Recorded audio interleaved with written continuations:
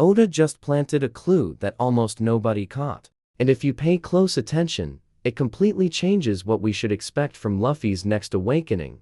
Every single time Nika shows up in the Legends of One Piece, he's holding a weapon, a spear, a sword, a shield. But Luffy? He's never fought like that in his life. Just his fists. And that's not a coincidence. It's a gap Oda left there on purpose. Because with what Eiichiro just revealed in chapter 1188, with what Luffy has already shown in Gear 5, and with a pattern that's been repeating since the very beginning of the story, there's a legendary weapon coming for Luffy, and it might be way more powerful than anyone imagines. Stay with me, because I'm going to show you exactly how Oda built this piece. Okay, let's break this down, because to understand this theory, we need to go back to what's already canon.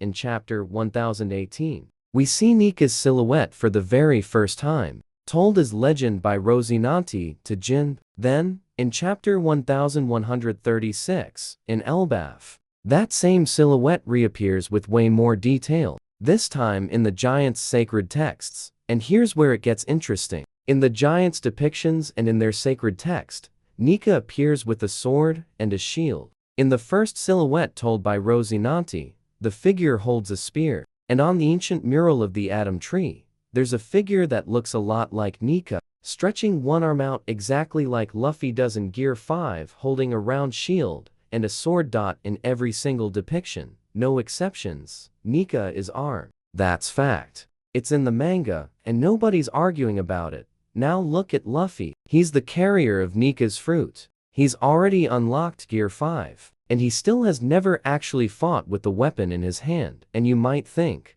that's just his style.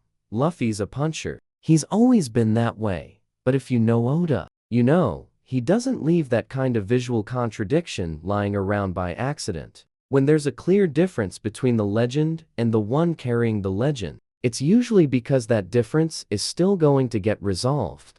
But this is where things start getting genuinely strange. Chapter 1168. Eiichiro is fighting, holding a spear. Suddenly, he turns that spear into black flames and stores it inside a ring floating above his back. And from that same ring, he pulls out a brand new weapon, a sword called Boru, the Sword of the Void. The instant that sword appears, the surrounding vegetation starts dying. Elbaf's trees, which are thousands of years old, simply rot away. Life gets drained out of everything near that blade. And it's with that sword that Eiichiro runs Luffy through. Only this isn't Eiichiro's first named sword. And this is where Oda left a massive trail of clues. In chapter 1181, against Locke, Eiichiro materializes his first named sword, Nemesis. In Greek mythology, Nemesis is the goddess of divine retribution. In the official translation, she's called the Sword of Judgment. In chapter 1183, comes the second, Gram. Gram is the name of a legendary sword from Norse mythology, used by the hero Sigurd to kill the dragon Fafnir. In chapter 1187, the third, Stigma, the Sword of Rancor. The name is a direct reference to the stigmata of Christ, the marks left by the crucifixion. And in chapter 1188, the fourth, Boru, the Sword of the Void. The word comes from Hebrew and appears in the book of Genesis, in the phrase describing the world state of absolute emptiness before light was created. For swords, 4 different mythologies, and all of them coming from the same place. The black flame ring with eyes that floats behind Eiichiro. That ring is the source of everything. And Eiichiro isn't the only character who has a ring like that, and this is exactly where Oda dropped his biggest clue. In chapter 1182, when the god's Night King uses the Ryo no Mi, Kirin model, to bring nightmares into reality, he summons an entity called Aza, the goddess of rain, and Aza shows up with a giant ring behind her back, made of water. Visually, it's very similar to Eiichiro's ring.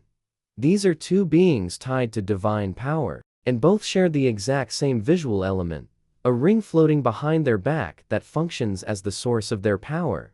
Now pay attention to this. Luffy, who is the sun god, Nika, doesn't have a ring like that. He has the Hagoromo, those clouds around his neck and shoulders in Gear 5, except the Hagoromo isn't the same thing. That element shows up on characters who have nothing divine about them. Rob Lucci gets a Hagoromo when he awakens his zone. Sanji gets one too. It's an element tied to fruit awakening, not a divine mark.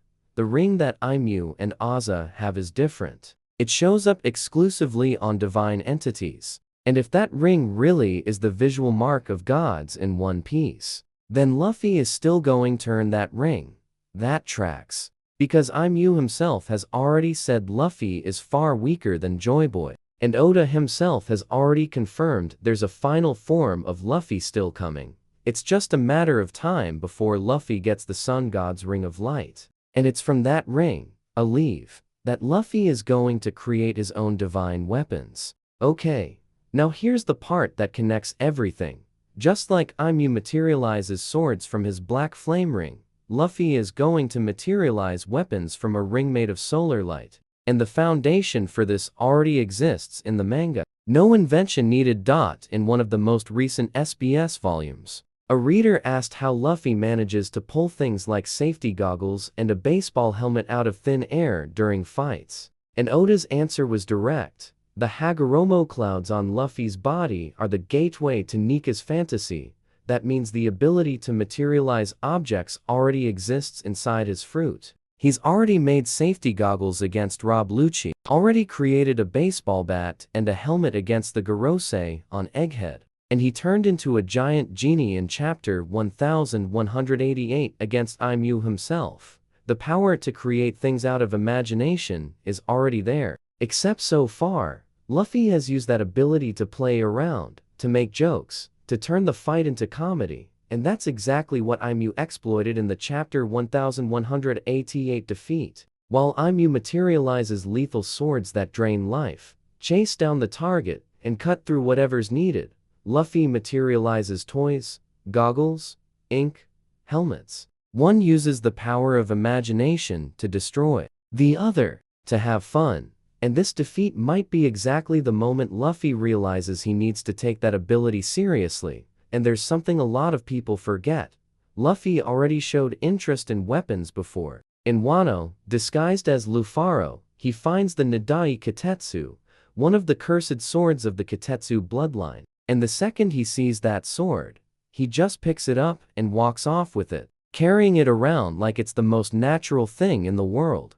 Sure. When he actually goes to fight, he keeps throwing punches. Just now, with a sword in his hand. He had no idea how to use it, but he wanted to use it anyway. At the time, it just seemed like a throwaway gag. Now, with everything we know about Nika and the Divine Ring, that moment takes on a completely different meaning. He always wanted to use a weapon. He just never had the ability to use a real one. And this is where it all connects to the story's historical pattern. Luffy learns every single gear by watching his enemies. Gear 2 came from watching CP9 use Soru and thinking about pumping blood faster through his legs. Gear 3 came from the idea of blowing air into his bones. Gear 4 combined hockey with elasticity in a way nobody had ever seen. And now, for the first time in the story, Luffy is standing in front of someone who does the exact same thing he does. Materialize things out of nothing. The difference is Aimu materializes weapons of war, and Luffy materializes toys. If the pattern holds, Luffy is going to watch Aimu create swords from his black flame ring, and he's going to realize his own Hagoromo or his future solar ring isn't just for making goggles and ink. It's for making real weapons, divine weapons. And here's the detail that, for me, ties everything together. The weapon Luffy creates isn't going to be random. It's going to be a direct reflection of what he represents, exactly the same way it works for Aimu. Aimu creates black swords that drain life. Nemesis, Judgment, Gram, the blade that kills dragons, Stigma, Rancor, Boru, the void before the light. Each one is a reflection of what Aimu represents as the ruler of the world. Destruction, punishment, absolute control.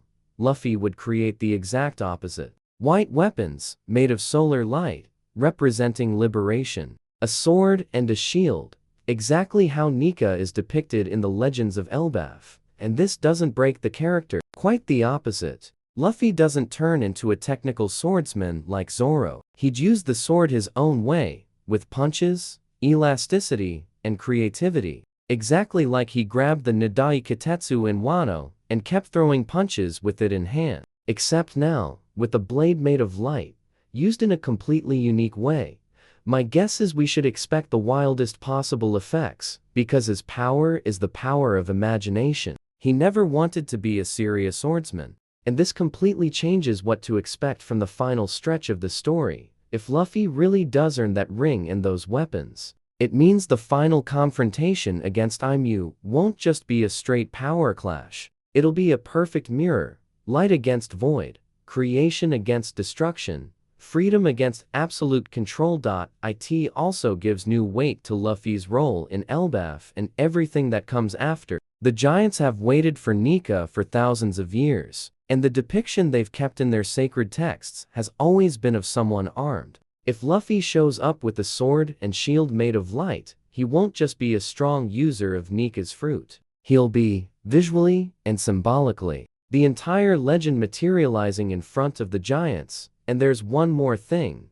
This reinforces the theory that there's a form beyond Gear 5. If the Divine Ring is Luffy's next evolutionary step, Gear 6 comes right along with it, unlocked after this defeat against Eiichiro. Putting it all together, Nika always appears armed in the legends. Luffy has never used a real weapon, only his fists. Eiichiro has a ring that materializes named swords with different mythological origins. Aza has a similar ring, tied to divine power. Luffy has the Hagoromo, which Oda himself has already confirmed is the gateway to Nika's fantasy. And Luffy already showed, in Wano, that he's always wanted to carry a sword, even without knowing how to use one. Every piece is already on the board. All that's left is for Luffy to take the next step. Personally, I think Oda has been building to this since the very first silhouette of Nika back in chapter 1018. And if I'm right, the moment Luffy materializes that sword and that shield of light is going to be one of the most iconic moments in the entire manga. If this theory is right, it completely changes how we're going to reread the final confrontation against Eiichiro. But I want to know what you think. Did Oda plan this all the way back from chapter 1018? Or is this just a coincidence that worked out perfectly? Drop your theory in the comments. And if you want to understand Luffy's full awakening after this defeat, the next video is linked right here.